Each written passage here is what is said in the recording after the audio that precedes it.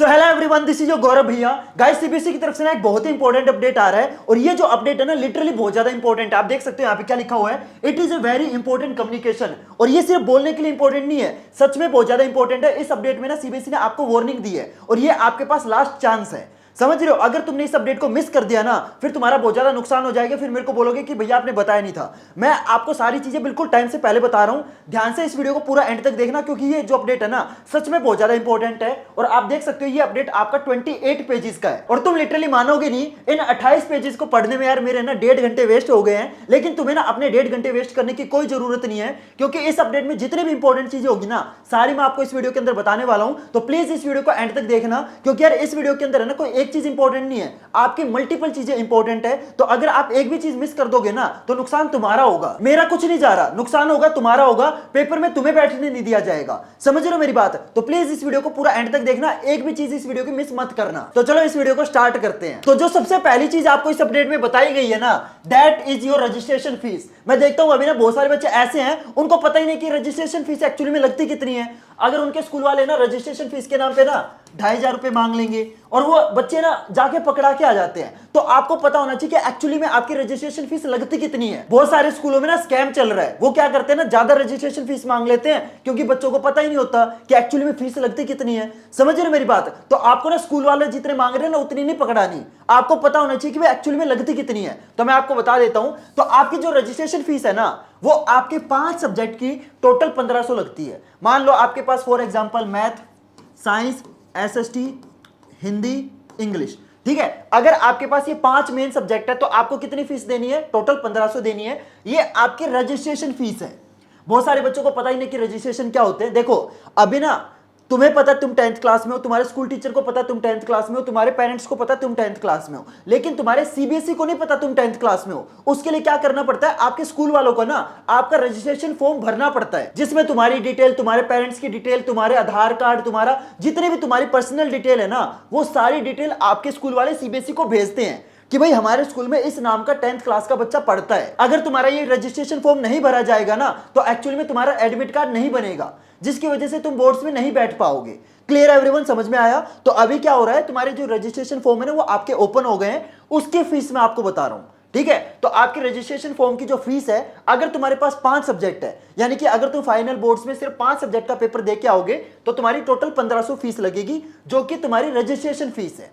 Clear everyone? और जितनी तुम्हारे स्कूल वाले मांग रहे हैं उतनी नहीं देनी। अब तुम्हें पता चल गया ना फीस कितनी लगती है। मैं देखता हूं बहुत सारे स्कूलों में क्या होता है, स्कैम होता है कि वो ना बच्चों से 2,500 रुपए मांग लेंगे, 1500 सीबीएसई को पकड़ा देंगे और 1000 रुपए अपनी जेब में डाल लेंगे। ये ना स्कैम चल रहा है। तो आपको पता होना चाहिए कि भाई एक्चुअली में फीस इतनी लगती है। Clear everyone? और अगर तुम्हारे पास कोई एडिशनल सब्जेक्ट है तो पर एडिशनल सब्जेक्ट तुम्हारे 300 रुपए एक्स्ट्रा लगेंगे। देखो मैं बताता हूं, मान लो तुम्हारे पास मैथ, साइंस, एसएसटी, हिंदी और इंग्लिश, ये 5 मेन सब्जेक्ट है। तो अगर तुम्हारे पास सिर्फ ये 5 सब्जेक्ट है तो 1500 रुपए लगेंगे। लेकिन अगर तुम्हारे पास इन 5 सब्जेक्ट के अलावा कोई और एडिशनल सब्जेक्ट है, जैसे कंप्यूटर एप्लीकेशन है, आर्टिफिशियल इंटेलिजेंस है, या फिर आपके पास इंफॉर्मेशन टेक्नोलॉजी है, तो जितने भी आपने एडिशनल सब्जेक्ट ले रखे हैं ना तो पर एडिशनल सब्जेक्ट आपके 300 रुपए लगेंगे। मान के चलो तुम्हारे पास फॉर एग्जांपल आर्टिफिशियल इंटेलिजेंस वाला एडिशनल सब्जेक्ट है, तो इन 5 सब्जेक्ट के कितने हो गए? 1500 हो गए। और इस छठे एडिशनल सब्जेक्ट, कितने एडिशनल सब्जेक्ट है? एक ही एडिशनल सब्जेक्ट है ना,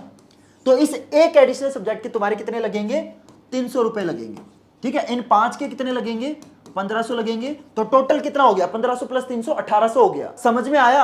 अगर तुम्हारे पास एक एडिशनल सब्जेक्ट है तो टोटल तुम्हारे 1800 रुपए लगेंगे। मान के चलो तुम्हारे पास एक और एडिशनल सब्जेक्ट है, फॉर एग्जांपल फिजिकल एजुकेशन है, ठीक है, तो इसका कितने लगेंगे? इसके और 300 रुपए लगेंगे। तो टोटल कितने हो गए? 1500 प्लस 600 कितना हो गया? 2100 हो गया। समझ रहे हो मेरी बात? 5 मेन सब्जेक्ट के 1500 लगेंगे, उसके अलावा जितने भी तुम्हारे पास एडिशनल सब्जेक्ट है पर एडिशनल सब्जेक्ट तुम्हारे 300 रुपए लगेंगे। Clear everyone? तो मेरे को पहले तो कमेंट करके बताओ कि तुम्हारी एक्चुअली में रजिस्ट्रेशन फीस लगेगी कितनी। अब मेरे ख्याल से हर बच्चे को ना रजिस्ट्रेशन फीस कैलकुलेट कैसे करते हैं वो आपको समझ में आ गया होगा। Clear everyone? तो आपके स्कूल वाले जितनी मांगे उतनी नहीं देनी। समझ में आई बात? और अब मैं आपको बताता हूं कि आपके जो रजिस्ट्रेशन फॉर्म है ये कब से आपके ओपन हुए थे और आपके कब तक ओपन रहेंगे। तो ये आपके 5 सितंबर को ओपन हुए थे और ये आपके 4 अक्टूबर तक ओपन रहेंगे, यानी कि सीबीएसई ने आपको एक तरीके से पूरा 1 महीना दे दिया रजिस्ट्रेशन फॉर्म फिल करने का। और मैं आपको एक और चीज बता देता हूं, ये रजिस्ट्रेशन फॉर्म फिल करना बहुत ज्यादा जरूरी है। अगर तुम रजिस्ट्रेशन फॉर्म नहीं भरोगे ना तो आपका एडमिट कार्ड नहीं बनेगा और तुम्हें पेपर में बैठने नहीं दिया जाएगा। तो हर बच्चे को अपना रजिस्ट्रेशन फॉर्म फिल करना है। डेट मैंने आपको बता दी है, 5 सितंबर से लेके 4 अक्टूबर के बीच में आपको अपना रजिस्ट्रेशन फॉर्म फिल करवा लेना है। क्लियर है एवरीवन? और हाँ, एक और चीज बता देता हूं, अपने रजिस्ट्रेशन फॉर्म के अंदर जितनी भी डिटेल भरोगे ना सही से भरनी है। एक बार तुम्हारी डिटेल्स फिल हो गई ना उसके बाद आप अपनी डिटेल चेंज नहीं करवा पाओगे। समझ रहे हो मेरी बात? तो चाहे तुम्हें अपना सब्जेक्ट चेंज करवाना हो, चाहे तुम्हें कुछ भी चेंज करवाना हो ना, चाहे अपना एडिशनल सब्जेक्ट चेंज कराना हो, कुछ भी चेंज कराना हो, ये तुम्हारे पास आखिरी मौका है। अगर तुम्हें से ऐसा कोई बच्चा जो स्टैंडर्ड मैथ लेके बैठा है, ठीक है, और उसको ना स्टैंडर्ड मैथ थोड़ा सा मुश्किल लग रहा है, उसको लग रहा है कि यार मैंने ना स्टैंडर्ड मैथ लेके गलती कर दी, तो आप अपना स्टैंडर्ड मैथ से बेसिक मैथ में अपना चेंज करवा सकते हो। ठीक है, ये तुम्हारे पास आखिरी चांस है। चाहे तुम्हें बेसिक मैथ से स्टैंडर्ड मैथ करवाना हो, चाहे तुम्हें स्टैंडर्ड मैथ से बेसिक मैथ कराना हो, या फिर तुम्हें अगर अपना एडिशनल सब्जेक्ट चेंज करवाना हो, अगर तुम्हें लगता है कि यार मैंने ना कंप्यूटर एप्लीकेशन से मेरे को आर्टिफिशियल इंटेलिजेंस करवाना है, तो वो भी आप अभी करवा सकते हो। This is the last chance. मैंने आपको रजिस्ट्रेशन फॉर्म फिल करने की जो डेट है वो मैंने बता दी, 5 सितंबर को आपके फॉर्म स्टार्ट हुए थे और ये 4 अक्टूबर तक ओपन रहेंगे। Clear everyone? तो अपने ना रजिस्ट्रेशन फॉर्म फिल करते टाइम अपनी जितनी भी डिटेल है, चाहे तुम्हारा नाम हो, चाहे तुम्हारे पेरेंट्स की डिटेल हो, चाहे तुम्हारी डेट ऑफ बर्थ हो, चाहे तुम्हारा एड्रेस हो, जितनी भी तुम्हारी पर्सनल डिटेल है ना, उन सारी डिटेल को रीचेक जरूर करना है। तुम जो जो डिटेल इस फॉर्म में फिल करोगे ना वही सेम डिटेल आपकी 10th की मार्कशीट पे एज इट इज आएगी। तो चाहे तुम अपना फॉर्म खुद फिल कर रहे हो, चाहे तुम्हारे स्कूल वाले फिल कर रहे हो, इससे फर्क नहीं पड़ता, लेकिन अपनी डिटेल आप रीचेक जरूर करोगे। Clear everyone? ये चीज है ना बहुत ज्यादा जरूरी है। ठीक है, क्योंकि मैं जानता हूं आप में से ना बहुत सारे बच्चे ऐसे होंगे जो और कॉन्फिडेंस में होंगे कि यार मेरी डिटेल्स तो ना कभी गलत हो ही नहीं सकती। मान लिया तुम्हारे डॉक्यूमेंट सारे ठीक है, मान लिया, लेकिन जो बंदा तुम्हारे फॉर्म में डिटेल फिल कर रहा है, टाइप करते टाइम भी तो गलती हो सकती है ना। जैसे मेरा नाम गौरव है, GAURAV मेरे नाम की स्पेलिंग है, मान लो उसने टाइप करते टाइम GOURAV कर दिया, तो उस एक छोटी मिस्टेक की वजह से आपकी लाइफ खराब हो जाएगी, उस टाइप करने वाले का कुछ नहीं जा रहा। समझ रहे हो? मेरा भी कुछ नहीं जा रहा। ये मैं तुम्हें बता रहा हूं बार बार कि भाई अपनी डिटेल्स को रीचेक जरूर करना, क्योंकि जो तुम्हारी 10th की मार्कशीट होती है ना वो एक बहुत ही बड़ा प्रूफ होता है। ठीक है, जब आगे तुम कोई भी डॉक्यूमेंट बनवाओगे ना, चाहे तुम पासपोर्ट बनवाओगे, चाहे तुम ड्राइविंग लाइसेंस, कुछ भी मतलब बनवाते हो, उसके अंदर आपकी 10th की मार्कशीट जरूर यूज होती है। और एक बार तुम्हारी 10th की मार्कशीट में डिटेल गलत हो गई, उसके बाद तो भाई साहब तुम्हारा सीबीएसई के ऑफिस के चक्कर काटते रह जाओगे, वो मिस्टेक ठीक कराने में 2 महीने लग जाएंगे। तो मैं नहीं चाहता कि तुम्हारा टाइम वेस्ट हो। समझ रहे हो मेरी बात? ये चीज समझ में आई? ठीक है, तो मैंने आपको डेट बता दी कि आपकी जो फॉर्म्स फिल करने की जो डेट है वो 5 सितंबर से 4 अक्टूबर है। मेरे को नहीं पता, देखो यार तुम इस वीडियो को किस डेट को देख रहे हो, लेकिन अपने हिसाब से देख लेना। ठीक है, 5 सितंबर से लेकर 4 अक्टूबर तक आपके जो फॉर्म है, रजिस्ट्रेशन फॉर्म है, वो आपके फिल किए जाएंगे। लेकिन अगर आप किसी भी रीजन की वजह से 4 तारीख तक अपना फॉर्म फिल करवाना भूल जाते हो, मतलब कोई भी रीजन हो सकता है, अगर आप 4 तारीख तक अपना फॉर्म फिल नहीं करवाते हो ना, तो सीबीएसई आपको एक्स्ट्रा 10 दिन का टाइम और देता है, यानी कि 5 तारीख से लेकर 15 तारीख तक आप अपना फॉर्म फिल करवा सकते हो। लेकिन इस टाइम क्या होगा कि आपकी ना लेट फीस लगेगी। लेकिन अगर आप 4 तारीख से पहले फॉर्म फिल करवा लोगे ना तो आपकी कोई भी लेट फीस नहीं लगेगी। लेकिन अगर आप 4 तारीख से पहले फॉर्म फिल करवाना भूल जाते हो या किसी भी रीजन की वजह से, तो भी आप अपना फॉर्म फिल करवा सकते हो, लेकिन आपको लेट फीस देनी पड़ेगी। और ये लेट फीस आपकी कितनी लगेगी? ये आपकी लगेगी 2000 रुपए। इसलिए मैं आपको बोलूंगा यार क्यों फालतू के 2000 रुपए देने हैं, अपना जो फॉर्म है ना वो 4 तारीख से पहले फिल करवा लेना। Clear everyone? ये चीज समझ में आई? अब अपडेट के तीसरे पार्ट पे चलते हैं जो कि सीबीएसई ने बताया है, दैट इज माइग्रेशन सर्टिफिकेट। कि आपको माइग्रेशन सर्टिफिकेट बनवाने के लिए कितनी फीस देनी पड़ेगी? आपको देनी पड़ेगी 350 रुपए। अब बहुत सारे बच्चे आप में से ऐसे होंगे जिनको माइग्रेशन सर्टिफिकेट के बारे में पता नहीं होगा, तो मैं आपको बता देता हूं। देखो, जैसे नाम से ही पता चल रहा है माइग्रेशन सर्टिफिकेट, तो ये सर्टिफिकेट है ना, ये आपका बहुत ज्यादा इंपॉर्टेंट है, ये बनवाना बहुत ज्यादा जरूरी है। तो ये 350 रुपए की कंजूसी मत करना, 350 रुपए दे के अपना माइग्रेशन सर्टिफिकेट जरूर बनवा लेना, क्योंकि ये सर्टिफिकेट आपका कहां पे काम आता है ना, चलो बताता हूं। देखो, नाम से पता चल रहा है माइग्रेशन सर्टिफिकेट, तो जब कभी भी आप एक स्कूल से दूसरे स्कूल में माइग्रेट करते हो ना, जैसे अभी तुम 10th क्लास में हो, अगर तुम्हें 11th क्लास में अपना स्कूल चेंज करना है ना, तो स्कूल चेंज करने के लिए आपको माइग्रेशन सर्टिफिकेट की जरूरत पड़ती है। और ऐसा नहीं है कि सिर्फ स्कूल चेंज करने के लिए माइग्रेशन सर्टिफिकेट की जरूरत पड़ती है, ऐसा नहीं है। मान लो तुम 12th क्लास तक इसी स्कूल में रहते हो, लेकिन जब तुम स्कूल से कॉलेज में जाओगे ना, तब भी तो माइग्रेशन सर्टिफिकेट की जरूरत पड़ेगी। तो चाहे तुम्हें अपना स्कूल चेंज करना हो चाहे नहीं करना हो, हर बच्चे को अपना माइग्रेशन सर्टिफिकेट जरूर बनवाना है। Clear everyone? ये बनवाना बहुत ज्यादा जरूरी है। ठीक है। और माइग्रेशन सर्टिफिकेट बनवाने की जो फीस लगेगी वो आपकी 350 रुपए लगेगी। क्लियर एवरीवन, इतना समझ में आया। अगले पार्ट पे चलते हैं, दैट इज फोटो गाइडलाइन। जो आपकी 10th की मार्कशीट होती है ना, उस पे आपकी फोटो आती है। तो अब मैं आपको बताता हूं कि फोटो अपलोड करते टाइम आपको किन किन गाइडलाइन का ध्यान रखना है। और देखो, मैं अब जो चीज बता रहा हूं बहुत ज्यादा इंपॉर्टेंट है। एक बार आपकी फोटो में कुछ भी मिस्टेक हो गई ना, वो सेम मिस्टेक फिर आपकी 10th की मार्कशीट पे भी दिखेगी। और मैं आपको फिर से बता देता हूं, आपकी जो 10th की मार्कशीट होती है ना, वो आपका डेट ऑफ बर्थ का तो प्रूफ होता ही होता है, साथ में आपका फोटो का भी प्रूफ होता है, और साथ में आपका नाम का भी प्रूफ होता है। अगर आपको अपने फ्यूचर में कोई भी मतलब डॉक्यूमेंट बनवाने हैं ना, तो उस टाइम ये फोटो आपकी देखी जाएगी। ठीक है, तो आपको इस फोटो को अपलोड करते टाइम ना काफी चीजों का ध्यान रखना है। तो अब मैं जो बता रहा हूं वो ध्यान से सुनना। तो सबसे पहली चीज है कि आपकी जो फोटो है ना, वो आपकी कलर होनी चाहिए। ब्लैक एंड व्हाइट फोटो आपकी नहीं चलेगी, कलर में आपको फोटो खिंचवानी है। दूसरा, आपकी जो फोटो है ना, वो आपकी हाई क्वालिटी की होनी चाहिए। ठीक है, दूसरे पॉइंट पे आते हैं, photo must be taken in last 6 month. ऐसा नहीं होना चाहिए, जैसे मैं देखता हूं बहुत सारे बच्चों को ना आधार कार्ड पे क्या होता है कि बचपन की फोटो होती है, तो आपको अपने बचपन की फोटो नहीं देनी कि वही 5th क्लास में हमने फोटो खिंचवाई थी वही फोटो पकड़ा दी। ऐसा काम नहीं करना। आपकी जो फोटो है ना, वो आपकी लेटेस्ट होनी चाहिए। ठीक है, ज्यादा से ज्यादा जो आपकी फोटो 6 महीने पुरानी हो सकती है, उससे पुरानी फोटो अपलोड नहीं करनी। क्लियर एवरीवन, क्योंकि ये जो फोटो है ना, जब आपका एडमिट कार्ड आएगा तो आपके एडमिट कार्ड पे भी सेम फोटो आएगी और आपकी 10th की मार्कशीट पे भी सेम फोटो आएगी। तो जब आपको एडमिट कार्ड मिलेगा ना, जब तुम दूसरे स्कूल में पेपर देने जाओगे, तो आपका जो चेहरा है ना, वो आपका इस फोटो से मैच किया जाएगा। अगर आप यहां पे पुरानी फोटो पकड़ा दोगे ना, तो आपका चेहरा मैच करेगा नहीं, फिर आपको पेपर में बैठने नहीं दिया जाएगा। समझ रहे हो मेरी बात? तो ये जो फोटो है ना, ये आपकी हद मार के सिर्फ 6 महीने पुरानी होनी चाहिए। और अगर तुमने अभी तक कोई अपनी लेटेस्ट फोटो नहीं खिंचवाई है ना, तो प्लीज जाके अपनी एक पासपोर्ट साइज फोटो नहीं खिंचवा लेना। क्लियर एवरीवन, दूसरा पॉइंट समझ में आया। तीसरा पॉइंट है कि आपका जो चेहरा है ना, वो बिल्कुल स्ट्रेट होना चाहिए। आपको बिल्कुल कैमरे के अंदर देखना है। ठीक है, ऐसा नहीं कि टेढ़ा, मतलब इधर देख रहे हो फोटो इधर खींच रही है, ऐसा नहीं होना चाहिए।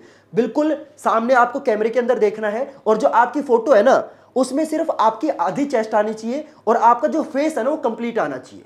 क्लियर एवरीवन, तीसरा पॉइंट समझ में आया। चौथा पॉइंट में बोला गया है कि आप हल्की फुल्की स्माइल कर सकते हो, ऐसे गुस्से में फोटो नहीं खिंचवानी। ठीक है, बिल्कुल नॉर्मल नेचुरल रह के हल्की सी स्माइल के साथ आपको फोटो खिंचवानी है। ठीक है, चौथे पॉइंट में ये बोला गया है। पांचवें पॉइंट में आपको क्या बोला गया है कि आप है ना बिल्कुल क्लियर फोकस में होने चाहिए। मतलब क्लियर फोकस में मतलब ऐसा नहीं होना चाहिए कि फोटो धुंधली है। ठीक है, बिल्कुल क्लियरली आपका चेहरा फोटो के अंदर नजर आना चाहिए। क्लियर एवरीवन, और साथ में आपका जो बैकग्राउंड है ना, वो आपका प्लेन होना चाहिए। ऐसा मत कर लेना कि घर के बर्तन दिख रहे हैं फोटो के अंदर, या घर में पर्दे के आगे फोटो खिंचवा ली, ऐसा मत करना। एक प्लेन दीवार के आगे अपनी फोटो खिंचवा लेना। क्लियर एवरीवन, फोटो के अंदर घर का सामान नहीं दिखना चाहिए, बिल्कुल प्लेन बैकग्राउंड होना चाहिए जिसमें आप और आपका बैकग्राउंड अलग अलग नजर आए। ऐसा नहीं होना चाहिए कि आपने जो कपड़े पहन रखे हैं उसी टाइप का बैकग्राउंड है, ऐसा मत कर देना। ठीक है, कि आपने ग्रीन या ब्लैक कपड़े पहन रखे हैं और जो आपका बैकग्राउंड है वो भी ग्रीन या ब्लैक है। और अगला जो पॉइंट है ये बहुत ज्यादा इंपॉर्टेंट है उन बच्चों के लिए जो मेरे जैसे हैं, मतलब जिनके चश्मा लगा हुआ है। तो आपके अगर चश्मा लगा हुआ है ना मेरी तरह, तो आपको चश्मे के साथ फोटो खिंचवाना है। ठीक है, ऐसे मत करना कि चश्मा उतार के फोटो खिंचवा रहे हो, ऐसे मत करना। चश्मे के साथ आपको फोटो खिंचवाना है, ताकि जब आपका एडमिट कार्ड पे फोटो जब वो बंदा मैच करेगा ना, एग्जामिनर मैच करेगा, तो आपको उस एग्जामिनर को पता चलना चाहिए कि भाई इस बंदे का चश्मा लगा हुआ है। क्लियर एवरीवन, तो अगर आपके चश्मा लगा हुआ है तो आपको चश्मे के साथ फोटो खिंचवाना है। हाँ, लेकिन जब भी आप फोटो खिंचवाओगे ना, इस बात का जरूर ध्यान रखना कि आपके चश्मे में ना लाइट का रिफ्लेक्शन नहीं आना चाहिए।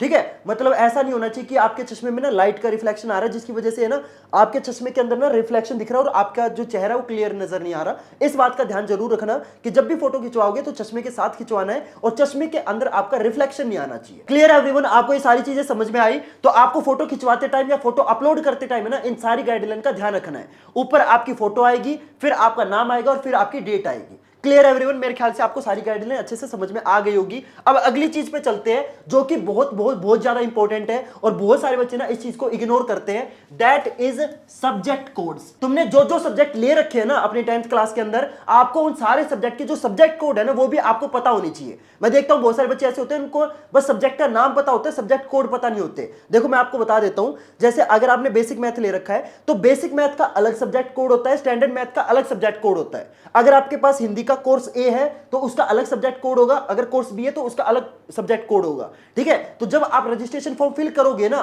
तो आपको सब्जेक्ट का नाम तो चेक करना ही करना है, लेकिन उसका जो सब्जेक्ट कोड है ना वो भी आपको वेरीफाई करना है। क्योंकि मैं ऐसे ना बहुत सारे बच्चों को जानता हूं जिन्होंने ना पिछले साल क्या किया, अपना ना सब्जेक्ट वगैरह तो सही भरा लेकिन अपना जो सब्जेक्ट कोड है ना वो गलत भर दिया, जिसकी वजह से पता क्या हुआ, उन्होंने ना तैयारी तो हिंदी में कोर्स एक ही की थी लेकिन बोर्ड्स में, फाइनल बोर्ड्स में उनको पेपर पता किसका मिला, हिंदी के कोर्स बी का मिला। और फिर उस टाइम वो लिटरली बैठ के बेचारे रो रहे थे क्योंकि वो उस टाइम और कुछ कर नहीं सकते ना, क्योंकि उन्होंने सब्जेक्ट कोड गलत भर दिया है। समझ रहे हो मेरी बात? इसलिए मैं तुम्हें अभी वार्न कर रहा हूं कि अपना रजिस्ट्रेशन फॉर्म जब भी भरोगे उसके अंदर पर्सनल डिटेल तो आपको चेक करनी है, साथ में आपको अपना जो सब्जेक्ट कोड है ना वो भी आपको वेरीफाई जरूर करना है। हर सब्जेक्ट का अलग अलग कोड होता है। तुम्हारी जो इंग्लिश होती है वो एक टाइप की नहीं होती, इंग्लिश भी आपकी दो टाइप की होती है।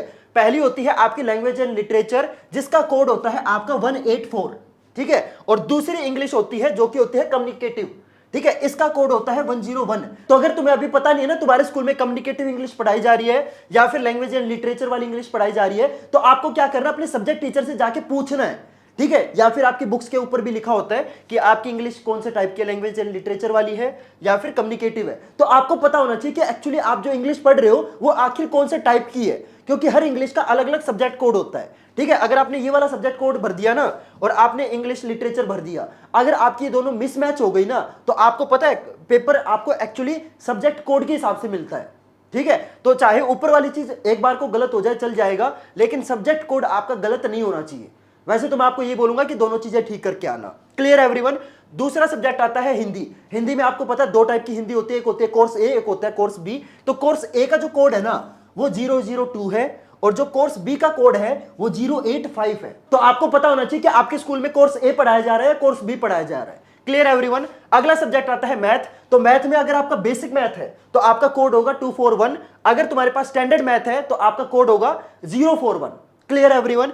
इसके बाद आपका अगला सब्जेक्ट आता है साइंस। साइंस में आपके अलग अलग टाइप नहीं होते, साइंस आपकी एक ही टाइप की होती है और उसका कोड होता है 086, ठीक है। उसी तरीके से आपकी एसएसटी भी एक ही टाइप की होती है, उसका कोड होता है 087, ठीक है। इसके बाद कंप्यूटर एप्लीकेशन का कोड होता है 165, अगला इंफॉर्मेशन टेक्नोलॉजी का कोड होता है 402 एंड लास्ट में आता है आपका आर्टिफिशियल इंटेलिजेंस जिसका कोड होता है 417।